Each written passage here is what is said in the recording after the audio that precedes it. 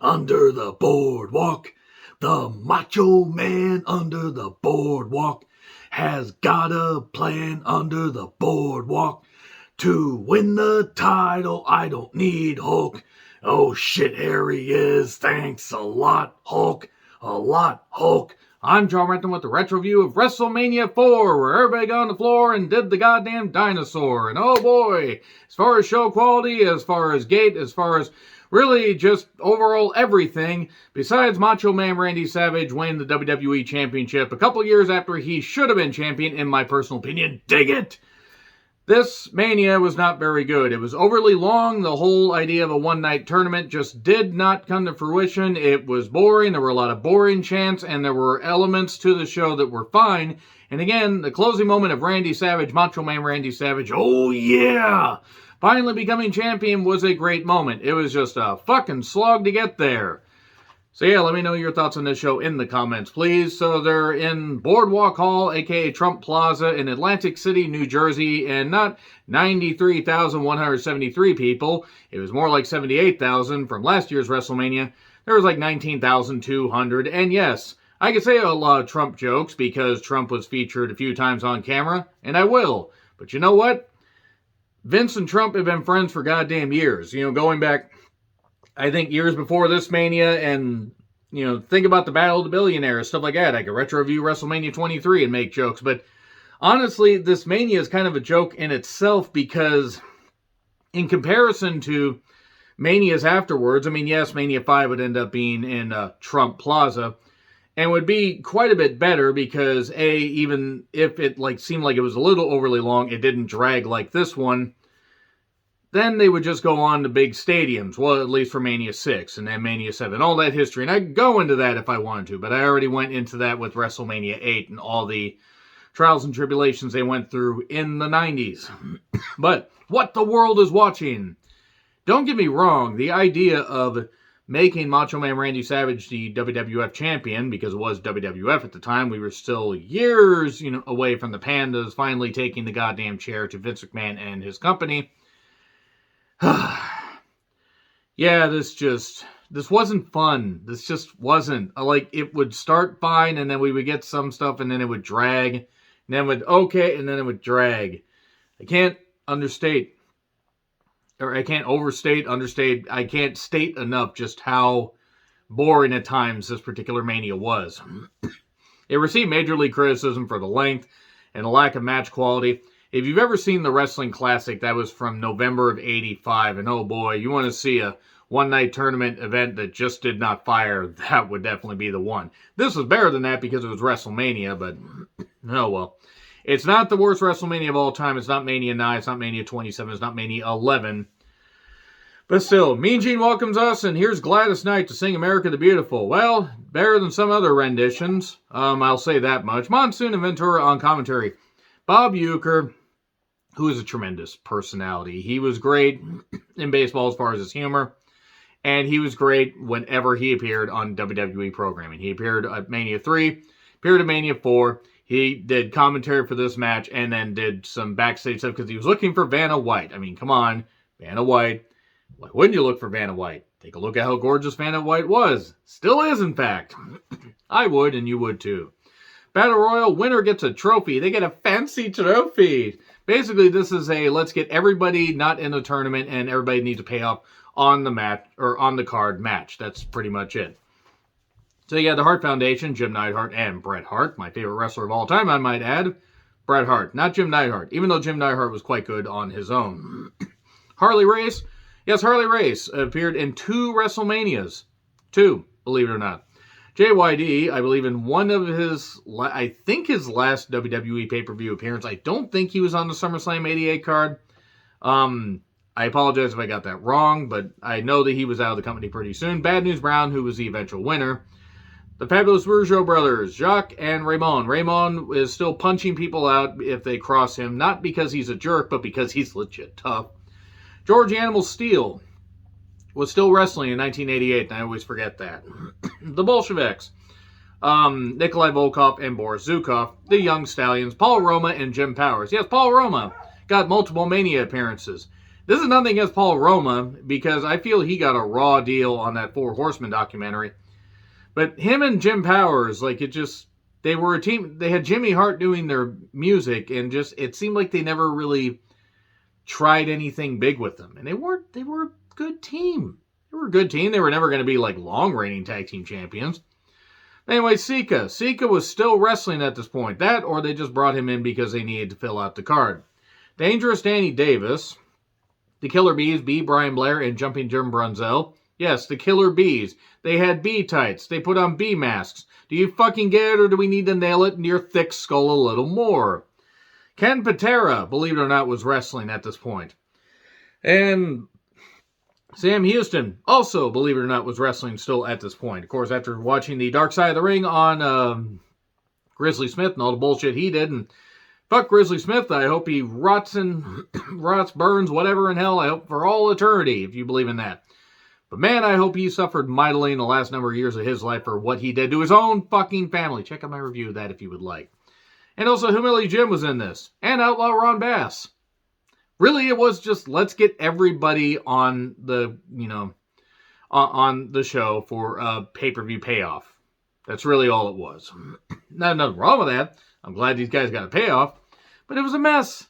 George was outside because he doesn't understand how battle royals work.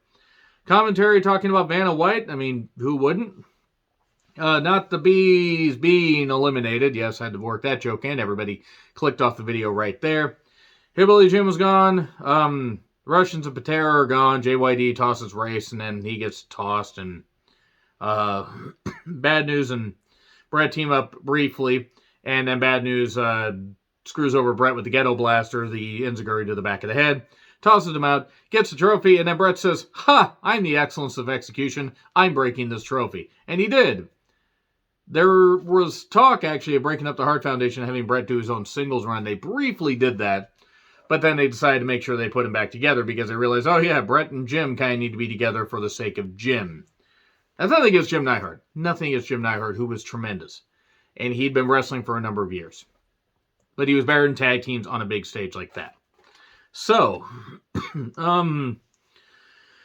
we then go to Euchre leaving because he's going to go find Vanna White. And the tournament begins with Robin Leach and Lifestyles of the Rich and Famous. Terrible UK accent. I apologize to everybody in the UK that hasn't even been born yet for that terrible accent. If anybody remembers Robin Leach as watching this channel, then this audience definitely skewers old. Hacksaw Jim Duggan, before he got music and really before he just got totally goofy, and I like Hacksaw, don't get me wrong, took on Ted DiBiase with Andre the Giant and Virgil in a first round match. 15-minute time limit for the first round, well, the quarterfinals. First round, then quarterfinals, and then, about like 15, 20, and then the finals have no time limit. Of course, finals were obviously going to be on the shorter side because people will have wrestled multiple times. It wasn't bad. Duggan beat DiBiase down, even though DiBiase used heel tactics. We were going to get a 3-point stance, but Andre does some things, and then we get a fist drop, 1, 2, 3. Because, of course, Andre has to get in here because, for a little bit of history, Andre the Giant and Ted DiBiase have been teaming up. They did the big event, the big main event and everything, the Saturday Night's main event, where 30-some-odd million people were watching. And Hogan asked, how much did they pay for the plastic surgery? How much did it cost, Mean Gene? And basically, Hogan got screwed out of the title. Andre won it, gave it to DiBiase, and that's why we have this tournament. That's why Andre was with Ted DiBiase, to assure that he would win. And let's be perfectly honest, at this point, it was probably a better role for Andre like that, only because Andre as champion wouldn't have worked. How do you get the title off of him? Even though Andre, got beat by Hogan and he had been undefeated, he actually been beaten before. And Andre at this stage of his life was, was not going to be able to be champion. And they were originally going to go with Ted DiBiase being the champion. There's a lot of stuff to peel back with this particular tournament, because had they given Ted DiBiase the championship, he would have been the first heel to walk out victorious to close the Mania. Years before Yokozuna could have done it before Hulk Hogan cashed in the Money in the Bank, before Money in the Bank was ever a concept, a gleam in Vince McMahon's eye, or I mean Chris Jericho's eye. You know, Chris Jericho, years before he became one half of Proud Boy Cowardful. But let's go back to that and talk about, well, Ted DiBiase being champion certainly would have been interesting. And even if they had, ignored the Yokozuna, even if Yokozuna Hogan, that thing had still happened, it would have been even more years until we got Triple H closing WrestleMania 2000 as champion. So, Ted DiBiase advances. Don Morocco in tie-dye as a babyface with superstar Billy Graham taking on Dino Bravo with Frenchie Martin. And if you thought this match would be good in '88, you were wrong. You were dead wrong. Morocco would end up leaving WWF very soon after this. He was always a better heel. It's not that he isn't a likable guy. He just came across better as a heel, and they were trying to find shit for superstar Billy Graham to do because he couldn't really do anything anymore. He couldn't wrestle because his hip turned to fucking mulch. That's why he had a cane. That's why he was doing all this stuff. And, he's the known second liver recipient that really hasn't done a lot of good with it because he's a goddamn snake oil salesman, a fucking piece of shit and whatever. And superstar Billy Graham outliving a lot of people that were better than him. That's kind of annoying. I'm not wishing it, but just for somebody that got a second chance at life, he sure seems like a fucking jerk about it. So, it wasn't good. It was just a power battle. And eventually we get a DQ after a ref bump because we get some bullshit. And Morocco advances. There were a lot of DQ and ref bumps and stuff like that. More than you would see usually at this point in a WWE pay-per-view. You cruise backstage to do some interviews with Honky Tonk Man and Jimmy Hart and cutting brief promos and everything about facing off against Bruce the Barber Beefcake. By the way, I understand that they were going to give him a wife on there, Bay the Barbette Queefcake, but unfortunately, that was not going to get past the censors. Greg the Hammer Valentine against Richie Steamboat. And it was first round match, and Ricky had Little Ricky with him. Who would become Richie Steamboat, who unfortunately would suffer injuries that would halt his wrestling career. By halt, I mean ended. And that kid looked scared. He had no idea what was going on. Of course, his twat of a wife, Steamboat's that is, Bonnie, that stupid goddamn twat, his ex-wife now. Fuck Bonnie Steamboat for ever existing on this planet, by the way. Read up on it, kids. She's a goddamn bitch. I thought she was better and actually worth a damn when she really wasn't worth anything outside of the home. Oh, this is going well. She probably would have burned the home down, too, if she was allowed to do that stuff. So the winner would face Savage. Ricky didn't win. Now, I'm kind of wondering why they wouldn't do Ricky versus Savage. The excuse was they didn't do face versus face matches. Okay, here's a question then. Why don't you have Ricky versus Randy and you could recreate a little bit of the magic from Mania 3? Oh, Hogan maybe didn't want that. I mean, I don't know. That's conspiracy theory stuff. I just think it's more of the face-heel dynamic that they wanted to keep. But I really think Greg Valentine winning, I don't think there was a reason. I don't think so. Greg Valentine was a very good worker. He just wasn't interesting. So anyway, we do get a crossbody reverse and a handful of tights. 1, 2, 3. Butch Reed took on Randy Savage. Man, Butch Reed in WWE was not good. He wasn't motivated, but he was also injured. Rest in peace, Butch Reed. I mean, Butch Reed Mid-South, fucking tremendous stuff. And even his stuff with Ron Simmons as the tag team of Doom was really, really good. But him in WWE just wasn't. He actually could have originally been the one to beat Ricky Steamboat for the Intercontinental Championship, but no, Butch Reed didn't show up, reportedly. And Honky Tonk Man was picked as the Intercontinental, or the man to win the Intercontinental Championship. Thanks, Butch. Thanks. Rest in peace, Butch Reed, but goddamn it. Yeah, elbow for 3. There really wasn't. There's going to be some of these matches I skipped through because some of them just weren't very good. Euchre is with the Islanders and Bobby Heenan after they had stolen Matilda and apparently fed the dog well because the dog seemed perfectly fine afterwards. Because we saw an earlier promo that I skipped over in my notes where Davey Boy Smith and Dynamite Kid were there with Matilda along with Coco Beware. The dog looked ancient even then. Then again, bulldogs kind of always look ancient as it is. They always look tired. They look happy, but they also look tired at the same time. So, One Man Gang took on Bam Bam Bigelow, and the match was really sloppy with big man stuff, and it ended in 3 minutes with a countout. One Man Gang advances.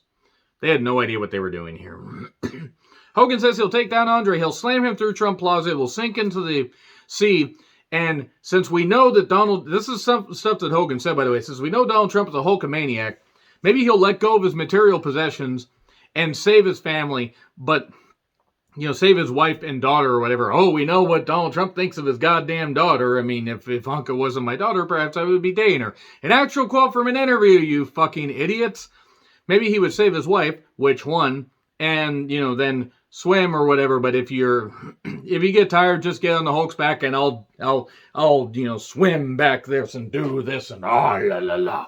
And I'll do this and do all the posing and everything, brother. Because you're not black, brother. I'll save you, brother. So, yeah. I don't even really need to say any other jokes here because Hogan just made so many goddamn jokes out of the whole thing. So, Rick Rude took on Jake Roberts, and the winner faces the one-man gang. It's a tournament match, and oh dear. They went to a time limit draw. The crowd was chanting boring. Now, it started fine, and they always could produce good work. But oh boy, we got a draw. And the crowd hated this. The crowd was chanting boring. That's not good. So yeah, both guys are eliminated. So one-man gang advances. And, well, there we go. He did get his snake out at one point. Jake Roberts getting his snake out. Mean Gene with Vanna White. She picks Hulk in the tournament, and Mean Gene keeps checking out her ass. I'm not blaming Mean Gene. Vanna White was and still is a beautiful woman. So, Warrior took on Hercules in a match where, well, Hercules could work. Warrior never could. Warrior was certainly over for a time. Cartoonish by nature. There's no way you couldn't have your eyes drawn to watching Warrior. He just wasn't any good in the ring. But they do a double pin, and Warrior gets a shoulder up, gets a victory, gets a chain, does the chain thing. Ow. So anyway, Hogan and Andre video package. Andre with Ted and Virgil took on Hogan in a quarterfinal match, and whoo, boy, it was sad to see Andre like this. There were rest holds. Andre dropped in an attempt to do a headbutt, but it looked like he just fell down because Andre wasn't doing well. And we get a chair used, and both get disqualified. With Hogan and Andre out, DiBiase, the DiBiase Morocco winner, advances to the finals. Also, Virgil took a suplex outside that apparently was so deadly he wasn't out there for the rest of the show. So, Hogan poses a lot. Ventura even noticing, I have never seen anybody so happy that they, aren't able to regain the championship that they once held. He has a point. He has a lot of points, actually. Savage says that he will win the tournament. Morocco takes on DiBiase, and, well, we get a stun gun maneuver, and DiBiase gets the victory. About 5.5 minutes, it wasn't bad, and Morocco as a face again was weird. Euchre was with Demolition and Fuji, talking about Strike Force, in a tag title match later. And then Savage took on Valentine. In a quarterfinal match, it wasn't bad. Valentine kept playing dirty, kept targeting the knee. But eventually, Savage got the most devastating maneuver in all of professional wrestling, the surprise roll-up 1, 2, 3. Okay. And then Mean Gene was checking out Vanna White some more. Again, I don't blame him. Brutus the Barber Beefcake taking on Honky Tonk Man with Peggy Sue and Jimmy Hart for the Intercontinental Championship. And do you know who Peggy Sue was? If you're a longtime fan, you know. If you have eyes, you would be able to tell. It's Sherry Martel in a blonde wig. Honky Tonk Man is one of the worst Intercontinental Champions of all time, by the way, because the guy couldn't really work, and he was a character. I certainly say that, but he wasn't very good in the ring. So, Beefcake kept going for Jimmy Hart's hair after a little bit of action, and we get a... we get a sleeper, we get the sleeper by Brutus, and then we get, Jimmy Hart hitting the referee with his megaphone. And so he's out. Other referees come out, and this is when Beefcake decided to trim a little bit of Jimmy Hart's hair, and we get a DQ. Okay. They were supposed to go with this at Mania, by the way. At Mania, no, not Mania. SummerSlam 88, but then Brutus had that thing with Outlaw Ron Bass and got taken out. They put the X up there because it's so violent. At least I think so, if my timeline's correct. So, Euchre is with Andre. Andre, Hulkamania is over. And Does a classic thing. He's got his hand on his shoulder. He says, "You want to get your foot up my shoulder?" He's like choking. It's over. It was just, God, Euchre was great. God, I miss Andre. I mean, Andre obviously would not still be alive now, even if he had gotten his condition fixed. But shit, man, Andre's sorely missed. But that's something that'll just live on because it was a great moment. And Islanders and Heenan took on Bulldog and Coco, the Bulldogs and Coco, with Matilda in the corner. Heenan was in dog attack gear, the jacket and everything, like straight jacket type stuff, basically protect himself. It was decent. Heenan did the usual manager spots, getting in when some people were down, kicking him and everything. We get a melee, and he ends up getting slammed right on top of Coco after getting beat up 1, 2, 3. So Bobby Heenan gets a pinfall victory at WrestleMania. Hooray! No, I mean that. I love Heenan. Heenan's great. So I don't think Coco ever won at Mania, and he had a few Mania matches. He didn't beat Butch Reed. He didn't win here. He didn't win at Mania. Was he on the Mania 6 card? Was he on the Mania 6 card? I'm trying to remember. Because I don't think he was on any other Mania card after that. I don't believe he was on 7. I don't think Coco ever won at Mania. He only had a few matches, but still. So Jesse Ventura gets up and does some poses and everything. Gets some praise. All right. So they brought Ted DiBiase out to say that he got a bye. They wasted TV time saying that, or pay-per-view time saying this. This pay-per-view was 3.5 hours on the cock. So Savage with Liz took on one-man Gang, and well, Savage wins after Gang uses he uses the cane as manager Slick. A lot of cane usage, a lot of ref bumps, a lot of DQs on this. But he used the cane on Savage while the referee was distracted by Liz. How could you not be distracted by Miss Elizabeth? But then he's trying to stab him with the cane, but with the curved end. He's trying to curve to the left. He's trying to stab him. The referee sees this and says, "Oh, DQ." What? Whatever. Anyway, Mean Gene was totally checking out Vanna White's ass as she left, and Euchre's wondering, where'd she go? So, Demolition with Mr. Fuji took on Strike Force, which was Tito Santana and Rick Martel. That Strike Force theme, though. My fucking goodness, that was so goddamn 80s. But, good tag work as you would expect. Martel and Santana work well together. Or they work well as rivals. They work well as a team. This could have been Tom Zink, but Tom Zink self-destructed because he thought that he was actually, worth more money than he ever got in wrestling. So, yeah, we end up getting a goofy distraction where Fuji's cane ends up in the hands of Axe. Axe hits Martel in the back of the head while Martel has the Boston Crab on. And the referee gets knocked down. But then the referee comes to, and Santana isn't doing anything, and 1, 2, 3. Santana could have easily done this. Also, the referees apparently have no peripheral vision. They have no way of seeing except straight ahead. They just have tunnel vision, like Princess Diana when going in a French tunnel. But they didn't see any of this stuff. They didn't see any of this. God, it's so freaking weird. New tag champs, by the way. So good for them. And then Robin Leach was introduced, bringing down the belt. He's going to present the belt to the winner. Yeah, about that. Euchre comes down. Vanna White comes down. And Euchre and Vanna White finally meet. Tale as old as time, I guess. Randy Savage took on Ted DiBiase. Ted DiBiase had Andre the Giant in his corner. And Savage had Liz in his corner. Bit of a mismatch. But Andre would never hit a woman. And Liz, Liz might try to attack on. No, I don't know. Bit of a mismatch. I give it about even since Andre wouldn't hit a woman. So maybe he just would do something, spin her around, she'd get dizzy and fall over. So maybe that was Jimmy Snuka's excuse. She got dizzy and she fell over. I was going to shoehorn one of these things in. So Andre kept interfering, and Savage said, "Let's go get Hogan, yeah. Gotta do the thing." Ow. So anyway, here's Hogan. And Hogan is out here to hog Savage's spotlight. Even the odds. Because Hogan was always favorite Randy Savage. Oh, no, he wasn't. No, he fucking wasn't. So Hogan hit Andre, and we would get some stuff and whatever, and we get DiBiase dodging the Sky Elbow. Oh no, he's got the $1 Million Dream. He's going to win. And then here's Hogan. Boom! Chair on the back of DiBiase. And Sky Elbow, 1, 2, 3. And Savage wins the championship. All because Hogan had to hog Randy Savage's spotlight, and then hands him the championship, rips it out of Robin Leach's hands. He probably had some fingernails on there. His fingernails were probably stuck on there. Lifestyles of the rich and nailless at this point, and hands it to Savage, and is doing all this because he had to hog the spotlight, because Hulk Hogan could never let anybody fucking else be in his spotlight.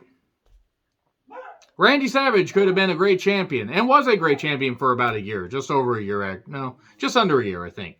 He could have been great, and he was when he didn't have Hogan, and I get it, they were trying to tell a story and everything, Savage was turning to the dark side, but here's the deal, they still should have had Savage win at Mania 5 and somehow escape with the title and lose it at Mania, or at SummerSlam 89, because Hogan didn't need another year-long reign before dropping it to Warrior. Oh, it could have been, but Savage is the least champion. Dig it. Agree, disagree with what I said? Like, share, subscribe. Twitter handle in the description. I'm John Retlin. I'll see you soon.